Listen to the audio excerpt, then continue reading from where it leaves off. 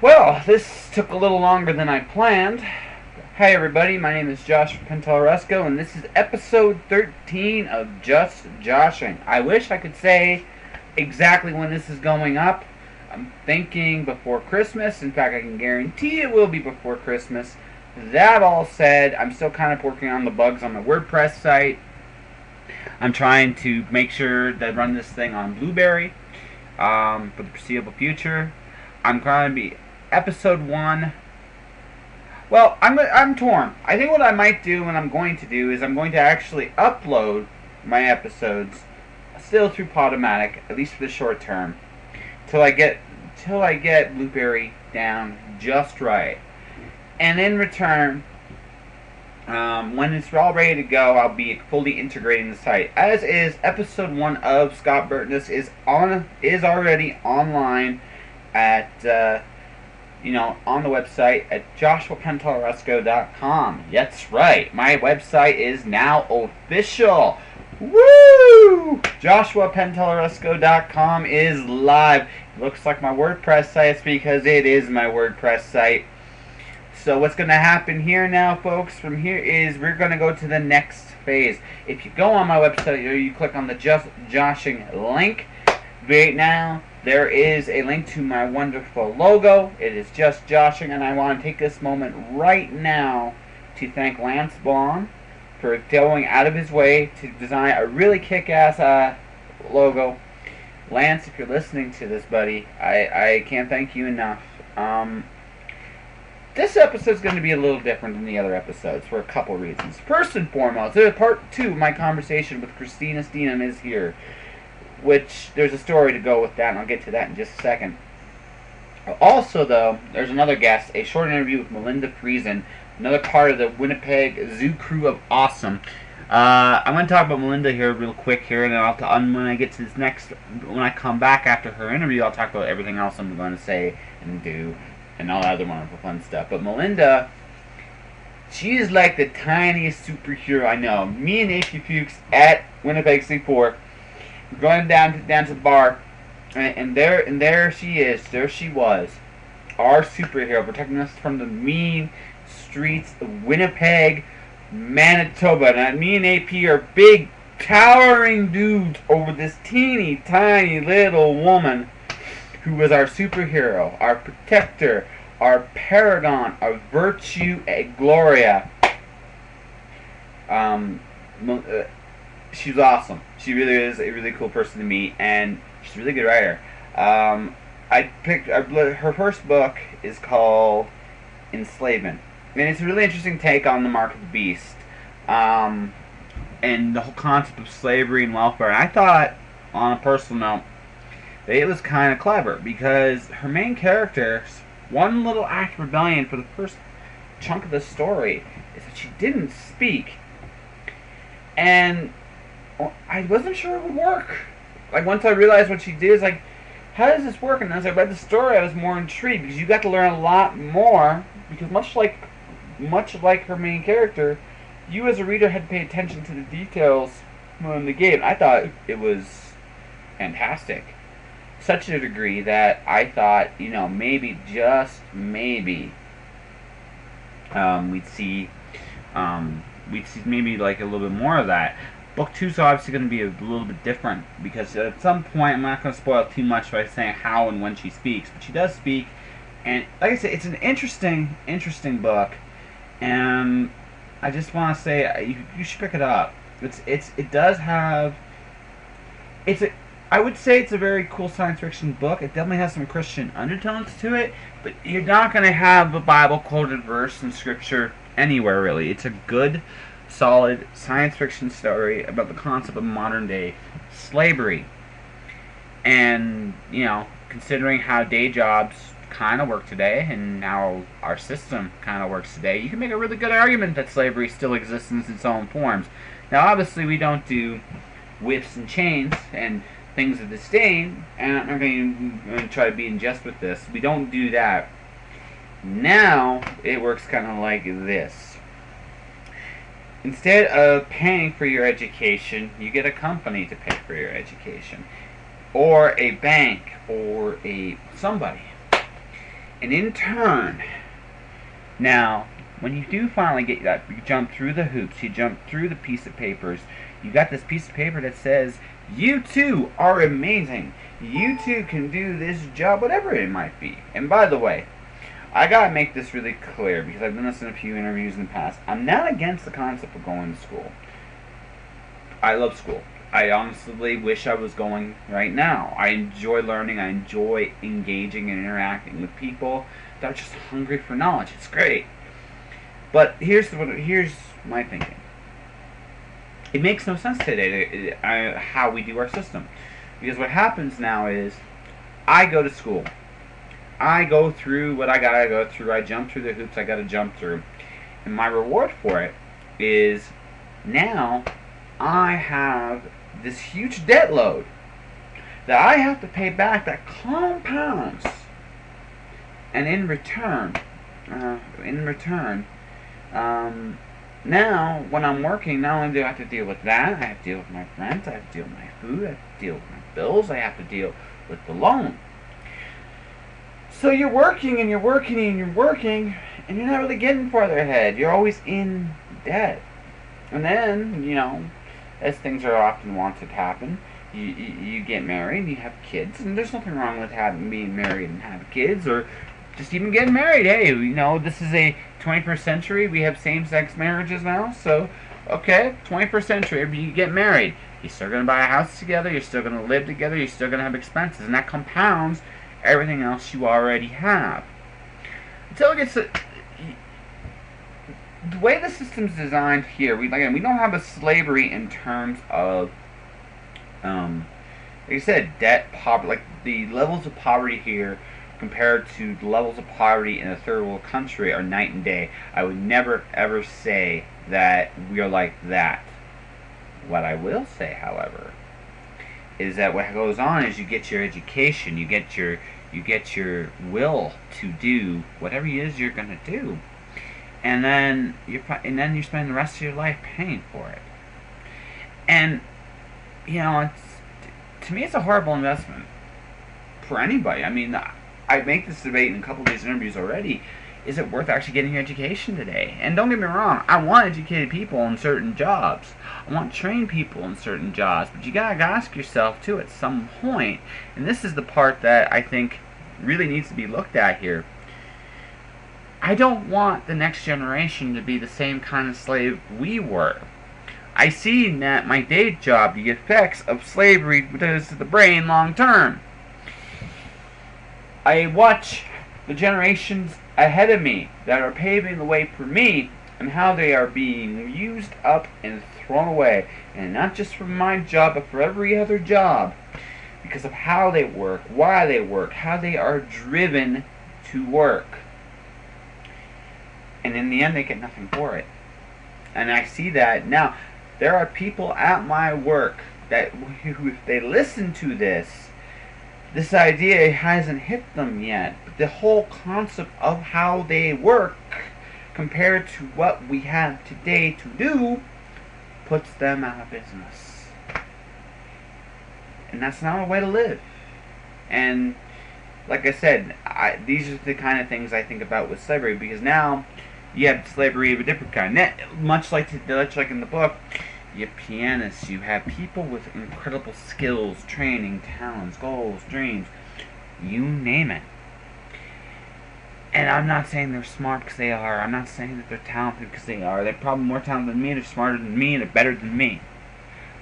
But they're enslaved to a system because they have to pay it back. And like I said, if you want to debate to me that, yeah, there's got to be a cost, fine. There has to be a cost. I respect that.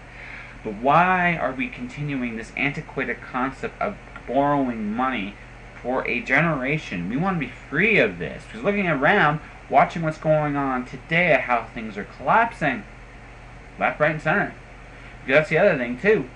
You're getting your education, you're going to go into this key job and this key demographic, and suddenly one day you wake up and it's not there no more. Then what? What'd you spend your money for? In Europe, this happened about 5 years ago. The kids there, brilliant, smart people, but there's no jobs because there's nothing for them to grab. You have the most educated workforce on the planet. and they are literally on the street bumming for a cigarette. What the fuck? I mean, that's just kind of how I see it. But anyway, yeah, like I said, that's a tirade, but I think I'm going to keep it on the podcast here. Like I said, this is the kind of things I was thinking about. I just think about the fact there's just so many people with so many gifts. I'm tired of the system.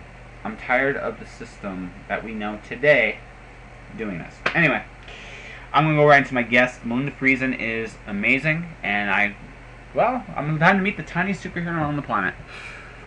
Wait, I just turned it on. Just so you know. Mostly, I'm coughing on the fly because I'm mostly on the coughing on the fly. Okay. So don't be afraid to make an ass of yourself. I do it all the time. So I can't do it. Good stuff, okay? Alright, so, ladies and gentlemen, I am currently sitting at my table with the lovely, talented, and heroic Melinda Friesen. Yep, there you go. See, that's my baby. Last night we were going out, Melinda, a bunch of us were going out to the local club, and she really took the lead like the superhero that she is. Well, I was wearing my Wonder Woman costume, so I had no choice. Yeah, that's right. So she was literally fighting crime and kicking butt. Now this is heroes like people see her riding, like, you know what? Yep. It's what I do. It's what she does. So how is it going? It's been good. It's my first time bringing my book here. Like, I've been here with the Manitoba Writers Guild before, and this is the first time I've had an actual book to bring, so that's pretty exciting, and I've been able to tell a lot of people about it, but at the same time I've run into people that have already read it, that have picked it up at my signings and things like that. So I think I got one of your books upstairs. I'm working upstairs and one with your first time today. Yesterday.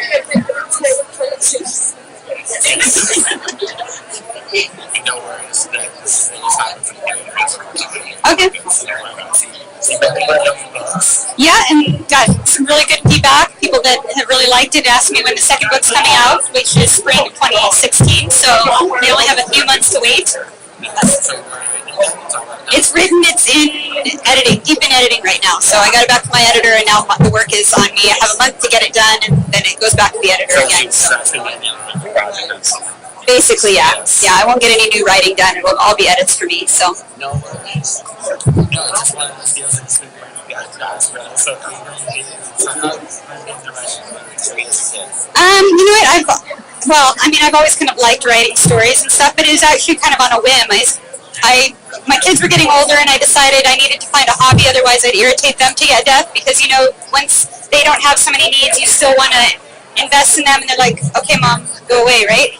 So I started writing just to try it out. I tried journaling in the past, or writing kind of a memoir kind of idea, and it never took, but I thought, you know, why don't I just write one of these stories that's going around in my head? And that's what took. So it took me 2 tries. Like, the first thing I wrote, I abandoned after about 30 pages. Second thing I wrote, I abandoned after about 30 pages. And I had inspiration for Enslavement, and that one took. I went from start to finish on it and finished the novel within a month and a half. And month and a half. So. Okay. Yeah, I wrote the whole series within the year. So, yeah, once it kind of took, I was excited about it, and it just kind of flowed, and yeah. It could be 3, it could be 4, I'm not allowed to say at this point, because it may change over time, and some of it's up to the publisher, what they decide they want to do with it. So, right now, I'm working on book 2, and there'll for sure be a book 3, whether there'll be a book 4 or not, I don't know. Yeah.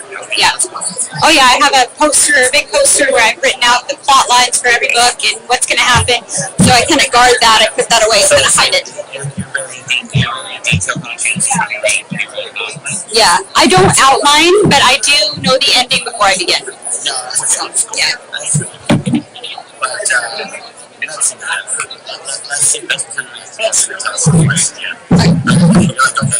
Sure, try it. Give it a try. So the short version is, about pitch Enslavement. Okay. Enslavement is about a 17-year-old girl who is, her parents' beliefs go against what's going on in the world, and about 30, 40 years in the future, they've decided that they need to arrest these people, but the kids end up getting placed in what's called a community service contract. It's a way of rehabilitating, and I say that with quote fingers, rehabilitating kids from resist for families and what it is to legalize from slavery. Then those contracts are bought and sold between people. So this girl goes from being a middle class girl going to high school to being a slave in someone else's home.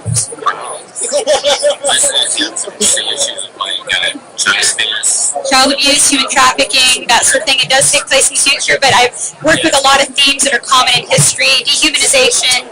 These people have gone from being normal citizens to being people that are lesser. Human rights are based on us being human. And if someone is viewed as not human, they no longer have their human rights. And this happened historically with the Nazi Germany and the Jewish people there.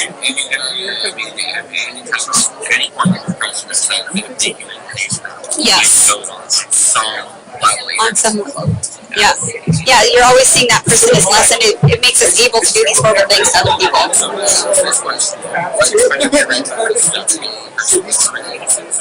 Well, when I was writing it, I was taking some sociology courses, and we were getting really deep into looking at dehumanization, how it works, and so there is that. But I was also inspired by my daughter, who is a pianist, a wonderful pianist, and I was sitting there thinking one day as I was watching her play how thankful I was that we could give her these lessons, that we could provide a piano for her, and that she could explore this talent. And then I thought, well, there's people in the world that don't have the resources to explore. Maybe they'd be a wonderful pianist, but they don't have the opportunity. And the next question I asked myself was, what if all that was taken away? What if you had this wonderful ability, and someone took all that away and said, you can't do it anymore? And so my protagonist is a wonderful pianist, and she gets sold into slavery, and all she's doing is, cleaning and serving someone else. And there's this beautiful piano in this house that she can never touch. So it's out of touch, yeah. Yeah, so she looks at this, she can dust it, she can do all that, but she can never sit down and play it, which is really what she desires to do. So.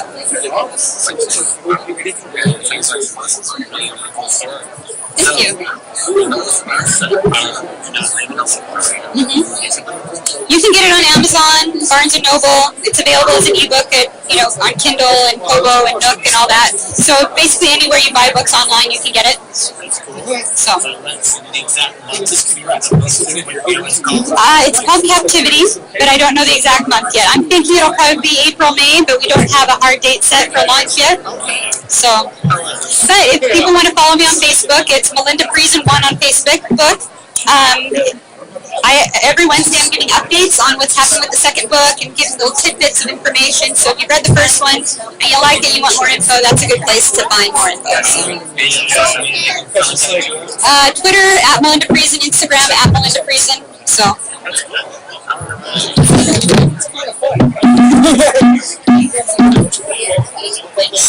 And that was Melinda Friesen, ladies and gentlemen. I am sorry for the quality of the interview. This was the first time I actually played it back, and I found she came out loud and clear, and me not so much.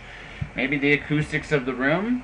If so, one of my scheduled interviews for down the road might have to go postponement. I'll find out more for sure as time goes on. It just was one of those deals where, yeah, like I said, I'm going to get a microphone soon. That's kind of the next investment for this thing. So when I am on the road, I am in a weird room, and I can actually deal with my own sound equipment. So Melinda, I am truly sorry that this is not the best interview I could do with you. Hopefully some point down the road we'll have another podcast where we talked about you in full. Because honestly, Melinda was really cool, and I definitely want to see her again. Check her out on Twitter at Melinda Friesen. Check out her website, melindafriesen.com. And yeah, check out Enslavement. It's a really good book. Alright, I said this would be a little bit different than a standard episode. And it is because we are at the holiday season. This is the hot. I think my original plan was to do one more interview before the year was up. What I might do is push everything back up to January. I think that might be the best until I got everything nailed down and figured out and all that other wonderful fun stuff. But that's not what this is about. Regardless of when this podcast completely airs, I want to take a moment here really quick. Kind of thank everybody this year. It's been a good year. Started a podcast, wrote another book. Working on my next book right now. I have put a lot of projects to a lot of different places, and I'm hoping next year is the continuation of me doing different work and different things. It's been as always, when you go on a creative journey, you definitely get a lot out of it. But I would be remiss if I didn't actually take a moment every once in a while and say thank you to a lot of people. So I'm going to say this at the beginning. If anybody I leave out, I am truly sorry. That's on me, not on you. So where do I begin? Let's begin with the people that help me out on a regular basis and really almost pro bono and without any kind of real prompting. Or they don't ask for much anyway. Let's start with this year. I started my roommates before me going on my own. Corey McConaughey, Jeebus. J.R. Stewart, Rob McDonald, Chanel Bostic, Ray McClellan, and Randall Unlin. For living with me, thank you very much, and helping me out in your own ways. For Lance Bond, James Julin, both of you guys go out of your way to help me when you don't need to, and I really appreciate it. Kaylee Cassidy, Allison Bond, their significant others also do their part. I hope they're not embarrassed me mentioning you. Kaylee is jolty, and you can see a picture of her posing with Storm Dancer. Let's see, who else? Kristen Denbo. I don't give you enough credit. You stuck by my side, even when there's no really good reason for you to do so, and I can only thank you. And really, it's not all I can do, and it really makes me feel bad that is all I can do. Christine Steendam, my guest this week. You, my soccer mom, have been a pleasant surprise to meet in person. Andrew Lawrence, A.P. Fuchs, Melinda Friesen, the Winnipeg crew, and everybody I missed. You all are awesome and amazing, and I know you're going to crash my apartment in May. I can see it now. Anywho, I'm looking forward to that.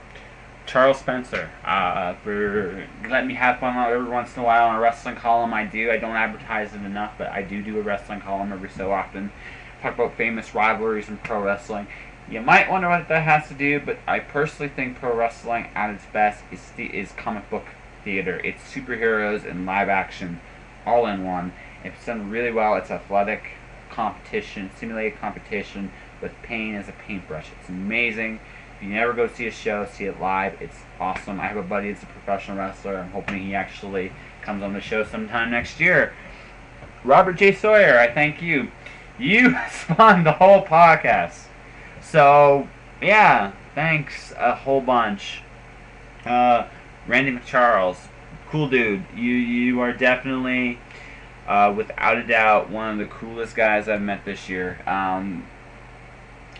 Naomi Davis, I want to thank you deep down for giving me the opportunity you did, and even for turning me down when it came up to it, and being so professional and honestly so helpful. I am going to get better at the things I need to do. Ella Beaumont, Brian Hades, Edge Publishing. Brian, I don't know if he ever has time to listen to this show. I hope you listen to this one. I'm one of those people that I think I interest him because I just go my own way, and I think there's a part of him that really admires that. I think the reason we don't work together, I haven't worked together as yet, is because I am such a loose cannon. But that's okay. I mean, we all go our own ways. Who else am I missing here? Aviva Bell Harold and Dave Harold. I'm really hoping you guys listen to this. I really hope. You guys have helped me too, and you never asked, you without prompting or asking or any of that stuff. You have gone out of your way to try to help me with my own career while you pursue yours. So from me to you, both of you, thank you very much. My publisher, Merrill Publishing, Justine Dowsett, Mirandy DeMondre. I tease, but both, honestly, Mirandy a lot, but the truth of the matter is both of you gave me an opportunity, and I will always truly be grateful. You not only did it once, you've done it twice.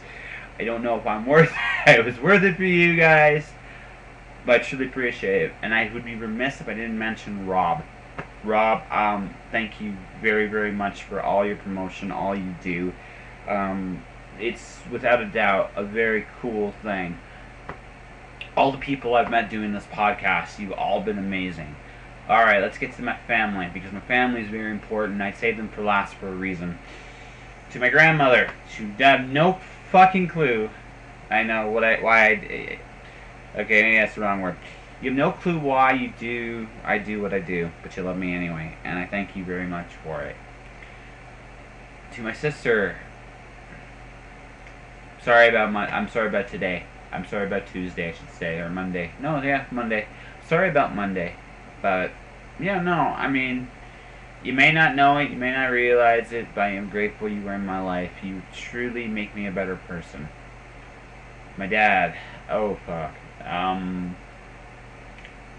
My dad is my hero. He still kind of is. I am in a lot of ways. I'm following his footsteps, good, bad, or indifferent. The man has done more for people. He has been a good person to a lot of people, and he has helped improve the quality of life, not just in my life, but in many others. But more importantly, about it being someone to aspire to, he believes in me, and he was the first person to ever believe in me. I never, ever had doubt where I stood without my dad. And like I said, I was lucky. Most people don't get... I got one parent like this. Most people don't get that, and I thank... Well, man, I love you. Thank you very, very much for all you do for me. Sometimes I feel I don't deserve it, but I'm grateful you're there. Yeah. As to why all these thanks, not just because it's the holiday season, the year is closing, and I've come a long way, and I say this in my books, I'm saying it here, nobody makes it on their own. Nobody. Everybody has people helping them, whether they realize it or not. It just comes and goes and does. And we're all better for it. And you know what? I believe we can all get to our goals. So anyway, that all said, we have come a long way here. From education to being thankful to my second part 2 of my interview with Christine. And I figure this is as good a way as any to go out this year. Christine's book, Shadow of the Unseen, is another great story. Also, very, very, very looking at equal rights in a very different way with clones.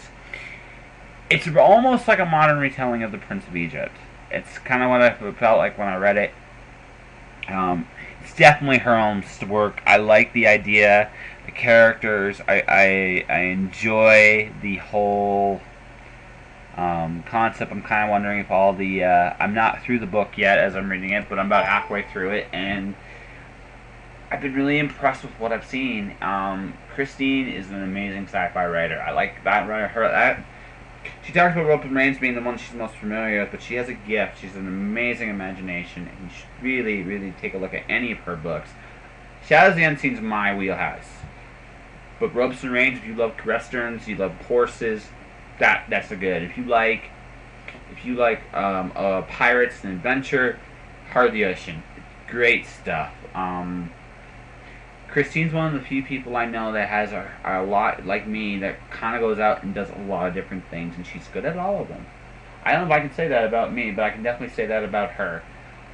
So without further ado, here's part 2. I am a terrible person. No. Yes, I am. I slept right through everything. I lost your part. I slept through everything, and here we are doing a really quick and dirty part 2. Whatever works, right? It's up. It looks nice over there. Yeah, it's not bad. Can you even see my lighting is horrible?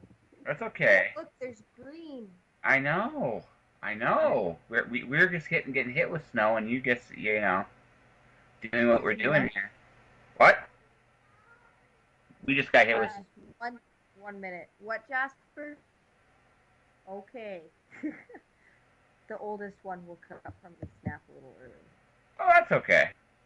Like I said, we already warned everybody in part 1 that you may or may not show up. So I'm going to just say this real quick since we are recorded and stuff. This is part 2. If The original part 2 has mysteriously disappeared from my hard drive, so we're doing another part 2. I legitimately have no idea what happened to it. I went to look for it last night. I'm like, 22 minutes, that's plenty of time. And click, and I go to this blank folder. I'm like, what the hell? It's like, okay. You know. We'll have to do it again. Oh, Yeah, well, we can be more focused, right? Yeah. And we could touch on things like, I was listening to part 1, and we were lamenting the fact that you couldn't make it to C4 Comic-Con. Yeah, it's true. That's not, that's, hey, guess who showed up to C4 Comic-Con? It was an accident, I swear. Actually, it was so weird. I got this email about, do you want to be part of the con? I said yes about a month ago, like right when we talked, and I heard nothing back. Yeah. And so I'm like, okay. And so about a week before, I was getting table information, things like that. I didn't get a single confirmation that I was actually going to be there until after I got all this stuff. And I was in Edmonton doing a show also at the last minute. Although that one at least, you know, I knew it was coming. This one I had no idea one way or the other. It was just one of those deals where, okay, and then suddenly Tuesday, you're in. Cool. Can I make this work? And I made it work, and then there I was. And it was a fantastic weekend. It was. I got to meet the whole crew. I got to meet you in person, which we've done before. I got to meet Andrew. I got to meet AP Fuchs. I got to meet Justin. I got to meet. There's another one I'm forgetting. Oh, I got Melinda Friesen, who, by the way, is also on this part as well. Her interview was really short, so I'm like, that's a good break in between. So yeah, so Melinda, and then who by the way protected me and AP down the mean streets of Winnipeg. I tell that story next week. It's hilarious. Yeah. It's hilarious. But no, she was really cool. Her book's really good too. By the way, I finished it. It's like that was interesting, and I'm really hoping part 2 lives up to the hype. But no, it was a fun weekend. I'm definitely planning on coming back to C4 next year. My original plan of showing at C4 next year is still in effect. I still have to go pay them the money, so I figure I'll do that in January. I had this little thing called moving. So, as you can see, this is my new room. It's actually nice. I like it. It's so quiet being by myself. It's great. You're probably like, I never get quiet. Yeah, quiet. What's that? You got what? Kids? Between kids, husband, horses? Do you ever have any alone time at this point in your life? Or ever? No. And I've been attempting to introvert the last, 48 hours. Yes, I turn introvert into a verb. I introvert. You introvert. That's a verb. And it's not working. I'm going insane. Finally, I texted my husband today because he likes to use those messaging apps like WhatsApp and stuff, and they use data. So I'm like, the data is off on my phone. The only way you can get a hold of me is text message or phone call because I am not answering anything else. Nice. No, I just went and, I like it. I like the quiet. I lived with roommates for about, I'd say 6 years, and I can't do it no more. If it were my kids, or if it was, like a girlfriend or something like that, maybe, but not. Yeah, even then, you need your alone time. Yeah, I do. Every once in a while, I just hole up in my sunroom with the dogs, and I watch movies and stuff, and like, nope, trust me. It's like, leave me alone. Yep.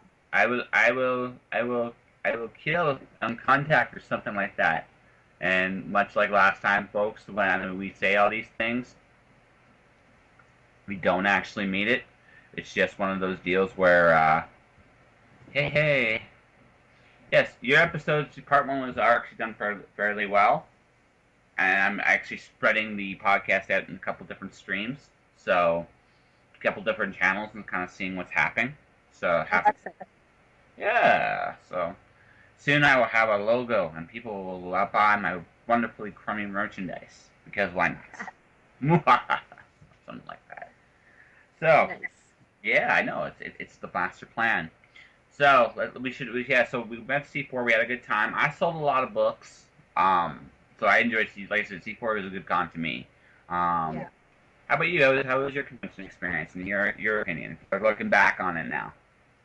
Well, that was my first big convention, so I really didn't know what to expect. Um, I think I had set my bar a little high because people are like, 50,000 people go through C4 Comic Con. You'll sell so much books. And the thing about books is it's a huge commitment. Mm-hmm. For someone to buy a book, it's not just a piece of art that they can either hang on their wall or put off to the side or whatever. It's hours of their time to read this book. Absolutely. So they actually are a hard sell. But looking back, like I was a little disappointed during the con, but looking back on it, I think it was really good. It was a learning experience. I did not so bad. I have some plans going forward in the future, and I mean, I've already registered for my table next year, so I'll be there. I haven't done that. Like I said, I'll be doing that in January, February, somewhere like that. I'll have it registered. Because I have 4 shows I'm doing. One you should do is When Words Collide in Calgary. You should do that one. You'd like it tremendously. You and 8 people should be out here for that for sure. I have limited things I can go to just because of kids and whatnot. I know. Get away. I know. But for you personally, between that and Calgary Con, I think this would actually be more beneficial for you, believe it or not. So, I don't know if you're going to be doing Calgary Comic Con this year. I am not. I'm not. I can't. I can't travel without the kids and stuff too much. So I have plans when the kids are older and in school, and maybe I'll get a part-time job, and then I can hit up like the whole convention circuit. But right now, that's just not. Yeah, no. So just see viable for me. For you at this point. Pretty much, yeah. I'm into craft sales right now, and I might do some farmers markets actually in the summer because those things are only a few hours of my time and not any big traveling commitments. And no, you gotta do what you can. I mean, the big challenge for us, it's not that we wrote the book. I mean, hey, we wrote a book, yeah, but we're not Stephen King or J.K. Rowling or Art. We really sell ourselves. The books don't sell themselves, so we have to sell them. No, yeah, at this point. Now, one day when we're rich and shameless, I'm already shameless, but we'll keep that to ourselves. And one day when we're rich and shameless, then we can get other people to do our books for us. But until then, we have to, right? So, and I have no, as you know, doing our wonderful chats, I have no problems making an ass of myself. It's totally second nature at this point. I've had a lot of experience doing a lot of different shows. So for me, I'm not uncomfortable with anything or talking to complete strangers. I have no issues with that at all. It's just like, okay, this is what I got to do. Let's do it, right? So, and that's I think something a lot of people, not just writers, but a lot of artists. I mean, it's a little easier for someone that draws and has prints up to sell. But even they have somewhat engaging with their potential customers. If they're not, right, the potential customer will just look at them and go, okay, you know what I mean? Whereas, but there's a fine balance there too.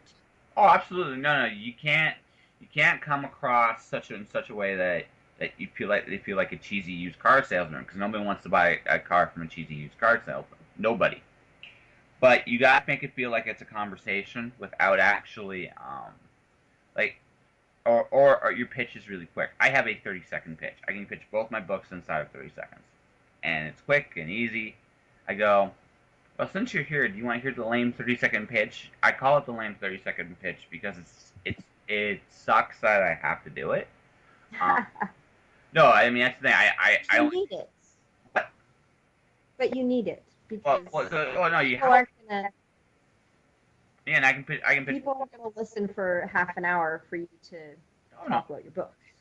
No, like I said, it's people are there to buy. So I mean, there are kind of like, okay, yeah, sure, I'll hear you out.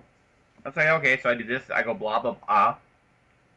In an upcoming interview, I actually had a sale in the middle of an interview, one of my podcasts. So you actually hear the 30-second pitch in one of those in a forthcoming podcast. And no, there's a method to it, and if you can kind of fall into that rhythm.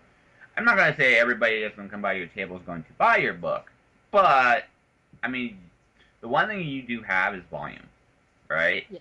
You got pirates, you got horses, you got science fiction. You know, it's all fantasy, but we won't go there this time. You know. Actually, I have a story for you about that. So I was at a craft sale, I think it was 2 weeks ago. Yeah. And I'm selling my books, and these people come by my table, and they pause, and they're looking. So I'm like, hey, how are you? These are my books. Can I tell you a little bit about them? I'm like, so these are pirates, adventure, a little bit of romance, a little bit of swashbuckling, all that fun stuff. And they're like, okay. And they're like, so are they historical? I'm like, yeah, they're historical, but they're fiction. And they're like, okay. And the girl goes, so they're kind of like fantasy. And I kind of just smile, and I'm like, well, I have been accused of being a closet fantasy writer before. Told you. See, your secret's coming out. Soon everybody's. Yeah, it is, apparently, because Yeah. Perfect Strangers are like, so it's kind of like fantasy? Well, yeah. Sure. Why not? I mean, like I said, fantasy does not have to be the epic fantasy quest. It's not what you write, and that's, you know what? That's fine. But I mean, seriously, it's pirates and it's adventure. I don't know what you. I think fantasy when I think pirates and adventure. So that's me. I'm sorry. You're fantasy. So what you're saying is I need to start advertising it as fantasy to places like Comic-Con. Well, it's historical fantasy. It's like I say, right? Historical fiction or fantasy, somewhere in between there, right? It's one or the other. There and you know, there's not there. Like I said, there's like we said last time. There are a lot of parallels between historical fiction and fantasy, right? You're not talking about real. You might be talking to have real people in it, but your main characters aren't necessarily real people. You're using history as your backdrop. So it's definitely historical. There's a historical context to it, but right? Yeah, it's not delved very deeply into historical aspects. Yeah. You know, it's just that's just it. I mean, it's okay. It's okay. Your secrets are coming out. It's all right. We are accepting here. This is Canada. I'm coming to terms. You're coming to terms? I'm coming to terms very slowly. You're like, dang it. Like I said, business card's not a fantasy author. It's okay. That's all you gotta say. People will be looking at that with an odd little question. They'll actually have a grin. If you're not a fantasy author, what are you? I'm an adventure author. Right? Yeah. I write adventure. Isn't that no? Just be stuck up and hard about that. You'll have some confused customers, but they'll look at your stuff just to see what the big hubbub is about this fantasy or lack thereof.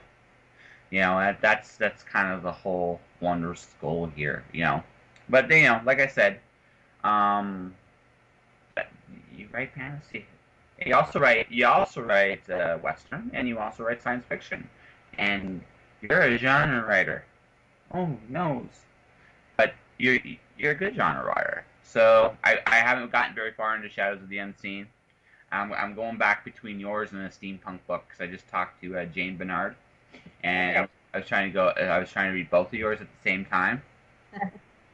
So I'm gonna go and probably just read one of them. But yeah, so far I really enjoy Shadows. When I find Heart of the Ocean, I'll finish that one up too at some point, so I can get your sequels to that at some point down the road, and I'll even get Ropes and Reins and the other one as well, because why not?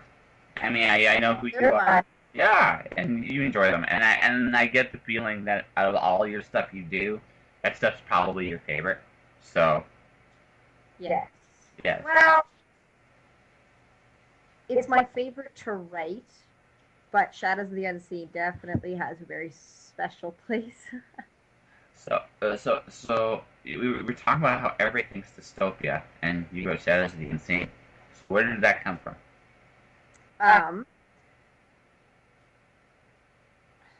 No, I can't even really remember.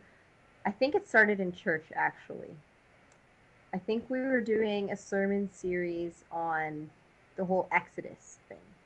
Mhm. And I'm sitting there listening, and I'm like, man, this would make a great science fiction story. So I started reading more about the whole Moses, Israelite Exodus, the 10 plagues. Okay. I'll look really dumb if I don't remember the exact number here. But anyway, Yep. and I was like, you know what? I need a NaNoWriMo story, so I'm gonna do a science fiction dystopian setting for the Exodus story. And it was supposed to be very close to the Exodus story, just set in a different setting originally.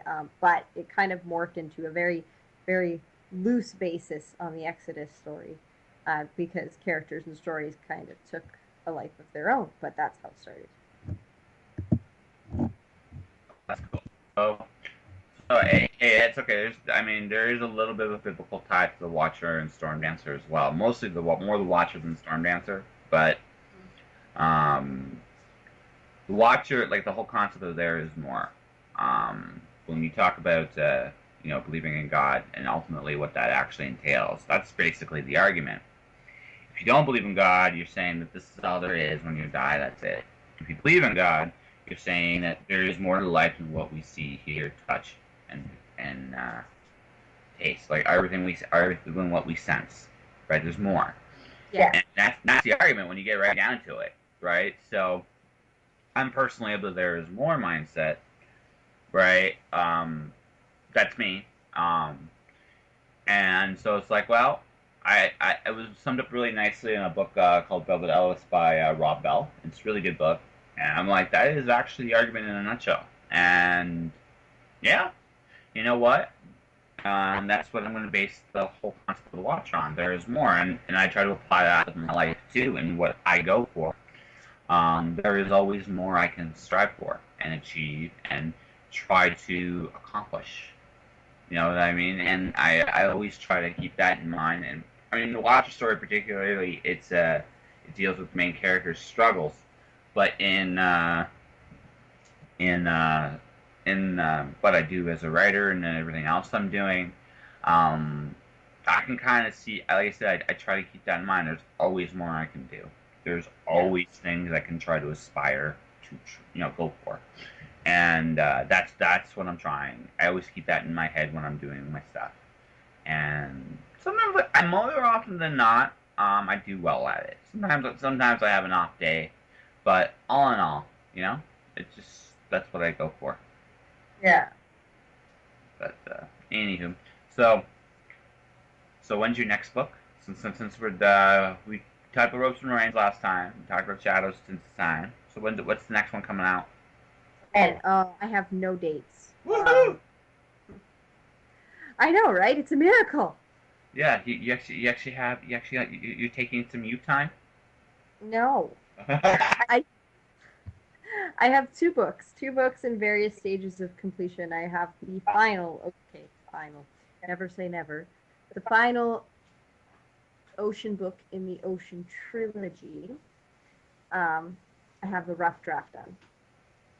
So that'll likely be at some point early 2016, like spring, I'm thinking, but no dates. And then I have another Western book that I am a few thousand words short of finishing the first draft. So that'll be probably fall 2016 sometime, depending when I get around to it. So only two? Only two on the go right now, yeah. Oh my. You're taking a step back? You're relaxed? Well, no, because I have science fiction. I have a science fiction story kind of in my head that I want to start writing in the summer. Sequel to Shadows or something else? No. Shadows is on its own. I'm thinking space pirates. Nice. Yeah. Have some fun. I'm doing my own pirate book right now. So, Steampunk Santa Claus. Right. You've said that. I've said that one sounds fun.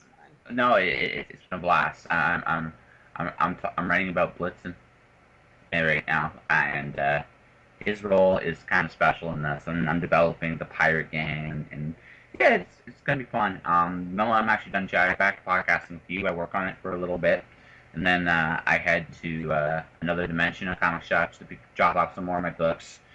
Storm Dancer's done actually fairly well for me personally. I haven't promoted it as much as I want to at this point in time, but I'm hoping to change that into the new year because it's sold. Like, I'm literally almost out of copies.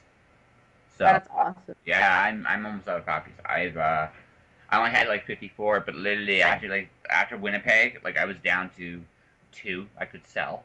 I haven't really been pushing it ever since. I'm like, I'm doing well. I've just been like, back with the move and everything else, I've been kind of doing my own thing. Yeah. But now I still need bookshelves, but I'm settling in very nicely. So yeah, it's youngest. No, that's the oldest still. Apparently he wants candy. He wants candy. Yes. Later, Jasper. Oh. Yes, but later. No. Well, if you say no, then you don't get any. I want candy. Are you the candy supplier? I am. I hoard it. You hoard it. Uh-oh. I hoard the candy and then I pass it out as bribery. You've discovered the secret to getting kids to do what they want. Sugar. Lots of sugar. Yep. Nice. I don't know if that makes me a good parent or a bad parent, but at this point, I'm just a survivalist parent. You're outnumbered. You gotta do what you can. Exactly. You're outnumbered, and they'll come at you when you're asleep or we're awake. They don't care. They just want candy. Or something to that effect, anyway. But I'm taller, so I can hold the candy and be like, "Wow, you have to." Are you ticklish? Because if the answer is yes, They haven't figured it out yet. Oh, when they do, you're screwed. You're just so screwed. My sister's super ticklish, like super ticklish. And that's usually how I get her. Well, little kids that watch her, that she takes care of, like she does this program, right? I'm tickling her. It's like I can bully her. It's hilarious. As an older brother, I think it's hilarious, but I'm like, you got that weakness too? I got news for you. 2 more years is all you got. And then one of them's going to put 2 and 2 together, right? You got to make sure your hubby, when he tickles you, he does it in private, because if the kids see it, that's it. You're done. It's over. No one tickles me. No one tickles you. No one tickles me. Because they don't want to know what happens when they tickle me. Oh, you curl up into a ball and laugh? Generally what happens when people tickle. But, well, yes. Oh, yes. But then they have to suffer my wrath after. Oh, that's okay. When I've recovered. Oh, okay. You had siblings, by the way? Yes. There's 5 kids in my family. Oh, God. Where are you on the pecking order? I'm the oldest, so you know. Oh, wow. Head honcho, queen bee. Oh, boy. So you used to... No one messes with me. Well, I'm sure they did. Well, my brother did a little bit. Oh, look, I'm the oldest brother, and my sister still messes with me to this day. So I know deep down inside, whether you're gonna admit this or not, you got messed with. You just have thick skin. You have to, right? Yeah. Yeah. So that's me, So, but anywho, well, like I said, I know you better head out real soon here.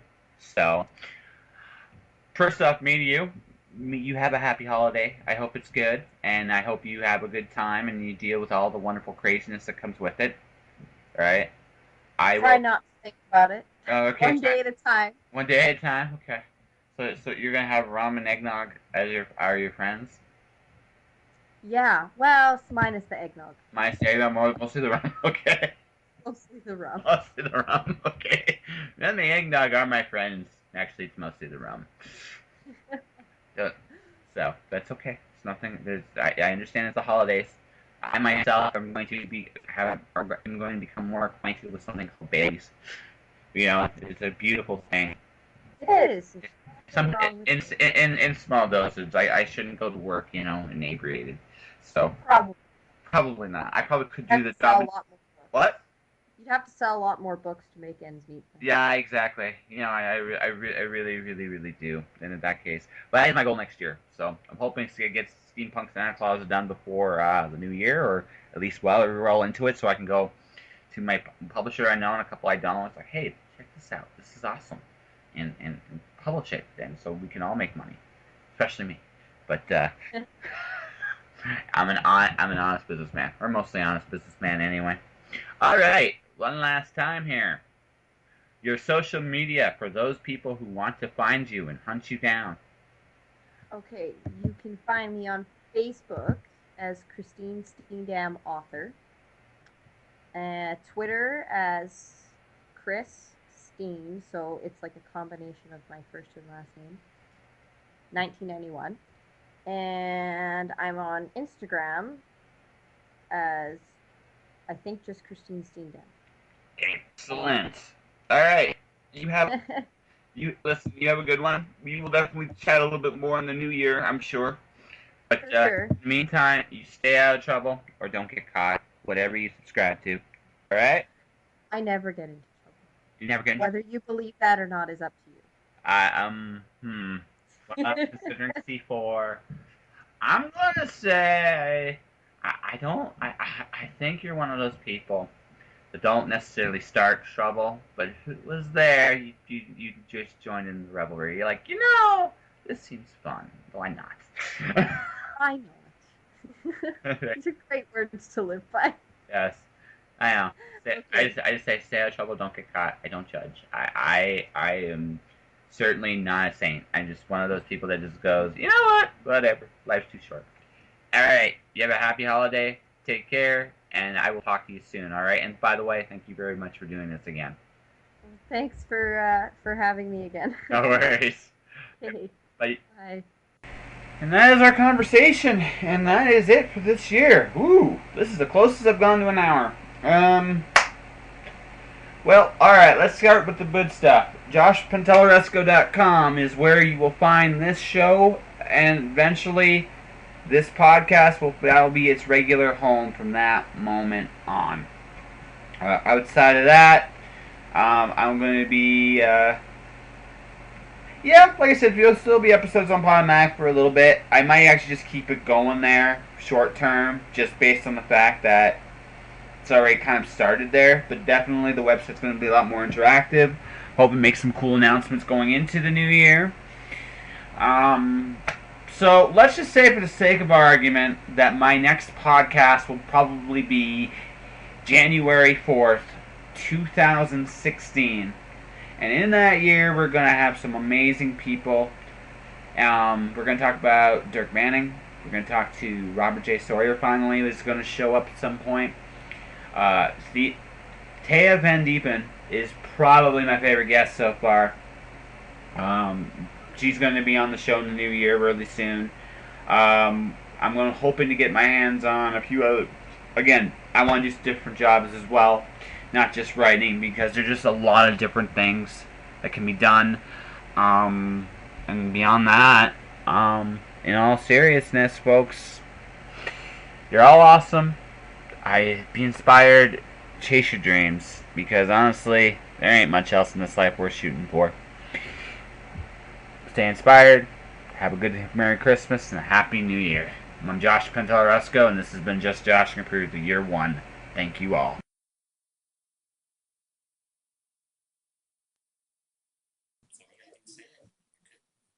Josh.